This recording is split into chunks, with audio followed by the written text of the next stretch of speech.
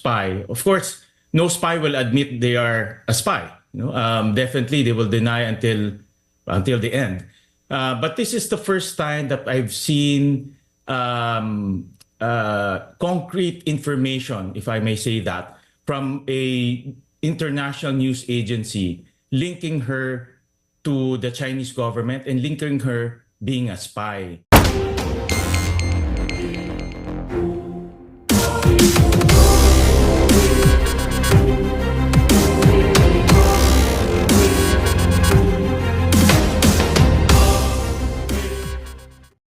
All right. What do you make of Go Huaping or Alice Go's continued denial that one, she's a Chinese national, and now that she's a Chinese spy? She has not changed. Well, the first one on being a Chinese national, that's part of her legal strategy, her legal defense to continue to say that she is a Filipino and she holds legitimate documents. But the evidence will speak for itself. The birth certificate is irregular, meaning the documents, the information that were given to produce that birth certificate, it's all fake. Therefore, the birth certificate is fake. Now, on the topic of spy, of course, no spy will admit they are a spy. Definitely, they will deny until the end. But this is the first time that I've seen concrete information, if I may say that, from a international news agency linking her to the Chinese government and linking her being a spy. In the beginning, this type of information came out, but this is the first time that a major news agency linked her to the Chinese government. Okay. And just for those who haven't seen the documentary, Al Jazeera actually interviewed a personality called Shi Zhejiang, right? I want to say it properly. And Shi Zhejiang is he admits to being a Chinese spy. He's been linked to scams, human trafficking, forced labor, and is now languishing in a Thai jail. And he refuses actually to be deported to China because he fears for his life. And it was Shi Zhejiang who named Alice Go as somebody who called him. Why do you believe should this guy be trusted? Well, definitely, Karen, we need to validate the information. This person apparently is a major investor in the Golden Triangle, where all the casinos in Myanmar, in Thailand, also in Laos and Cambodia operates. And a lot of these casinos are actually just front for scamming activities and human trafficking. In fact, human trafficking is rampant in that area. Now, this person, even though it's reported by a major news outlet, we need to validate that. And through an executive session, we need to ask our defense establishment, our intelligence establishments, whether this information is true or not. Definitely, spying, this type of activity is quite rampant in major countries.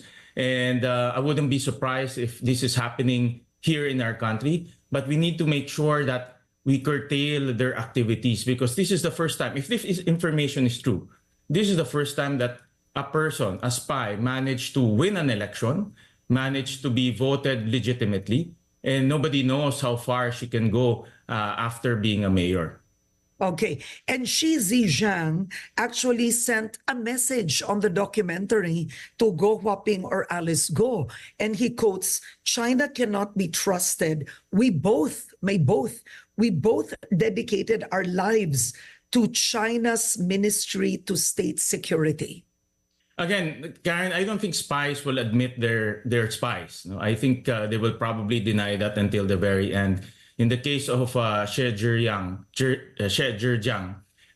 he was already in jail, and apparently he's fighting deportation. So I think part of his strategy is to reveal his secrets, including those in his computer. Apparently, there's a computer that contains all the dossier of the different personalities involved in spying.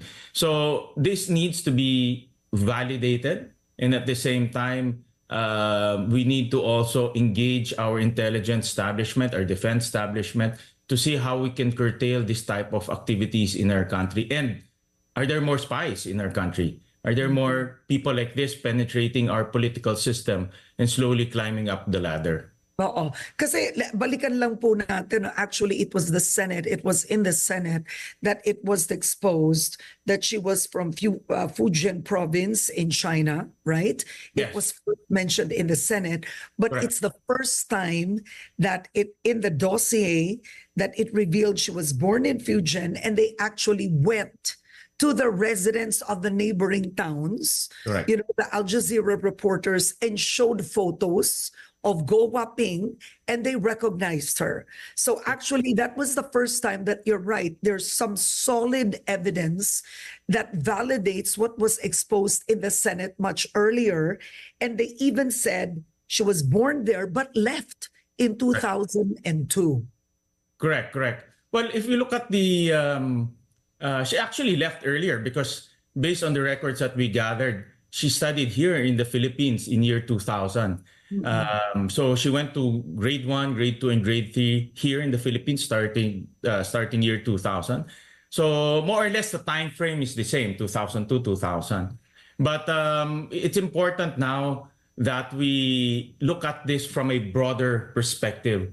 Countries are now penetrating our political system to gain access to information, to gain access to intelligence, and also create influence within our country. And this is something that we need to take very seriously because from a macro point of view, our political system has been penetrated. If again, with the caveat, if this information is true, this is the first time that our political system has been penetrated by a personality linked to the Chinese government.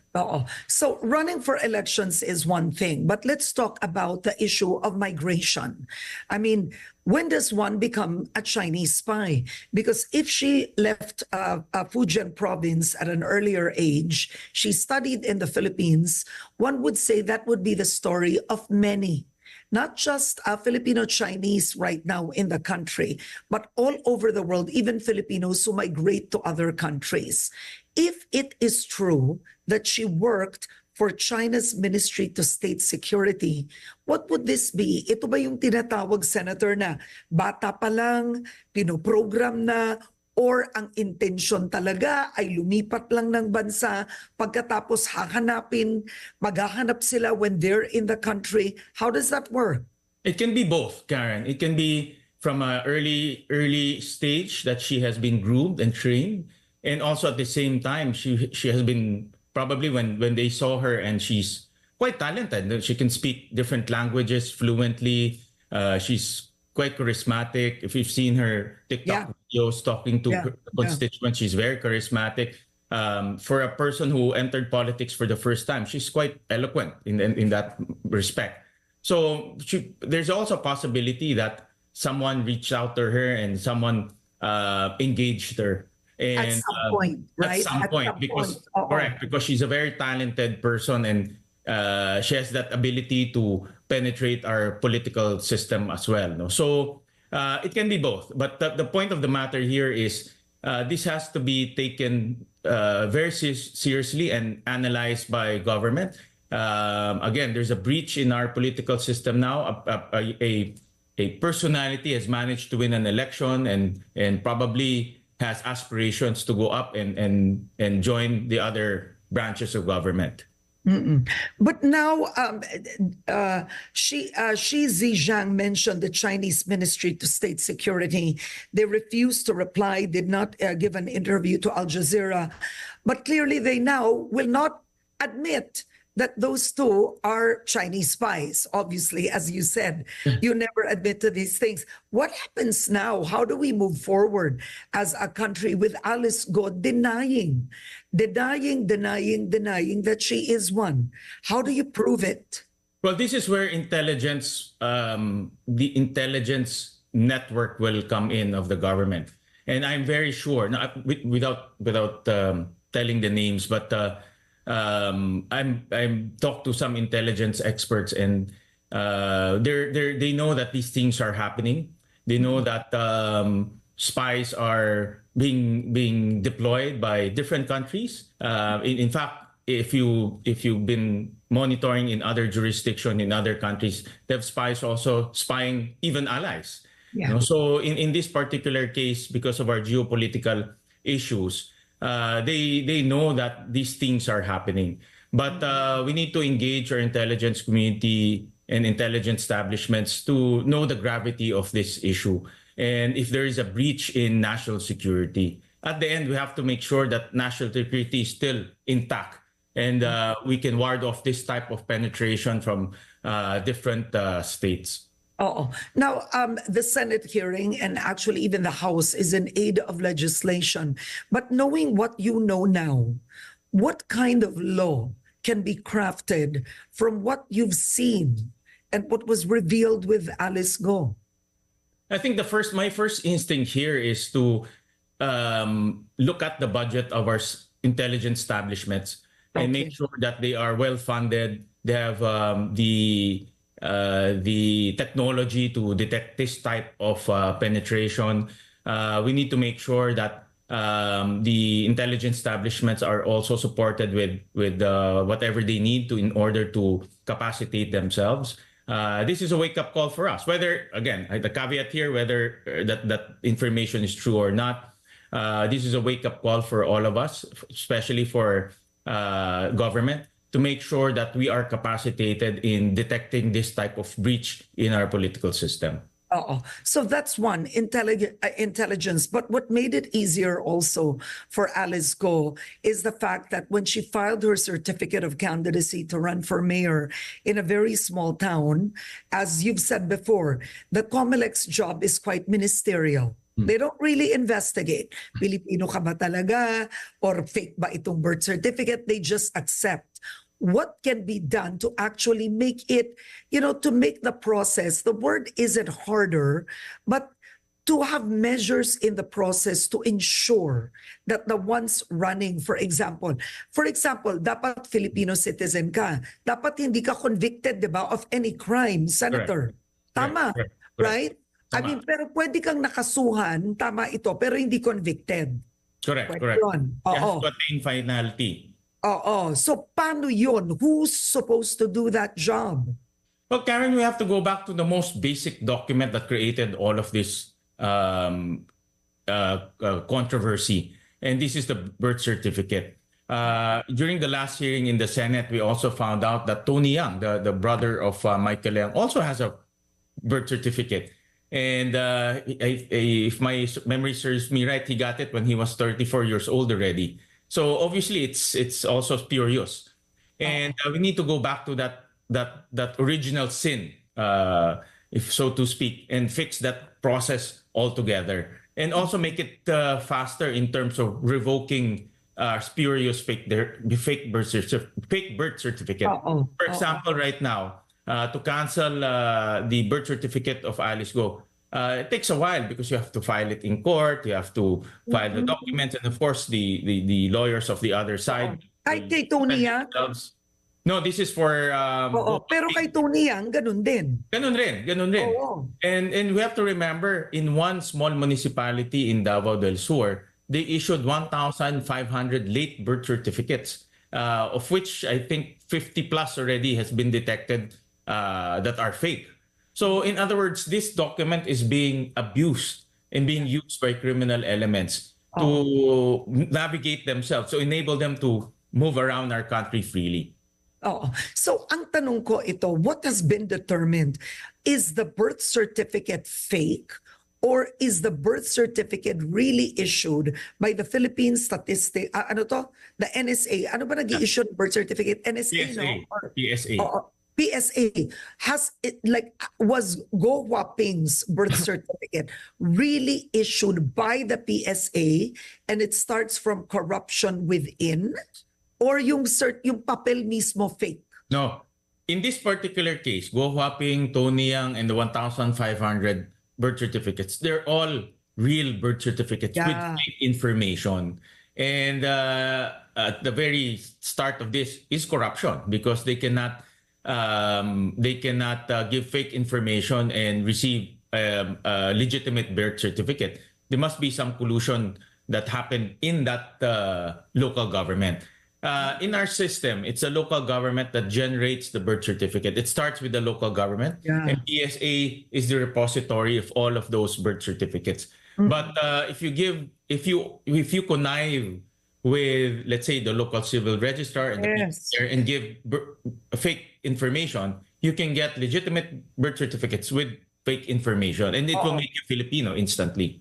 So should that be changed under the law? Because should we now make, I mean, it will be harder. We want to decentralize, but we've seen it in Davao. You had former President Duterte who legalized Pogo, right? Pogo actually was legalized under his term, and the most birth certificates issued to Chinese nationals were from Davao, a town in Davao del Sur. Davao del Sur. Yes. Davao del Sur. So ang tanong, should we change that under the law? It's a balancing effort, Karen, because it was designed. The late birth certificate system was designed for our poor constituents. Correct. To Constituents who are born in far-flung areas, in the mountains, in the islands. So it will not be very difficult for them because a lot of them come to Manila, and we experienced this in Valenzuela here. A lot of them come to Metro Manila to look for jobs. And they either they lost their birth certificate or they don't have birth certificates, and they process their birth certificates here in Valenzuela. And the late birth certificate system made it easier for them. But of course, that convenience was abused. And we just need to make it tight enough for illegal people to make it very difficult for them, tight enough for this illegals or to get birth certificates, but convenient enough for our constituents to get legitimate birth certificates. Because ang lumalabas ngayon, even if, our local governments are quite autonomous, right? Yes. And this is under the law, is you can't trust all local governments. That's what it's showing, right?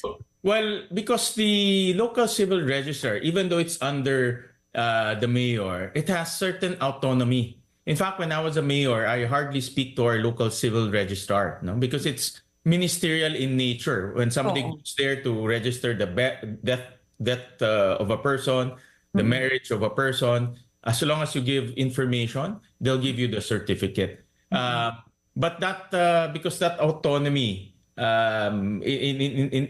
is also abused by people there. Hindi naman lahat, Karen, but some people, and they found it profitable for them. It became a choice of a lot of these illegal personalities to tap into to become Filipinos. Oh, so moving forward now with Go Huaping, she's now facing the Quad Committee.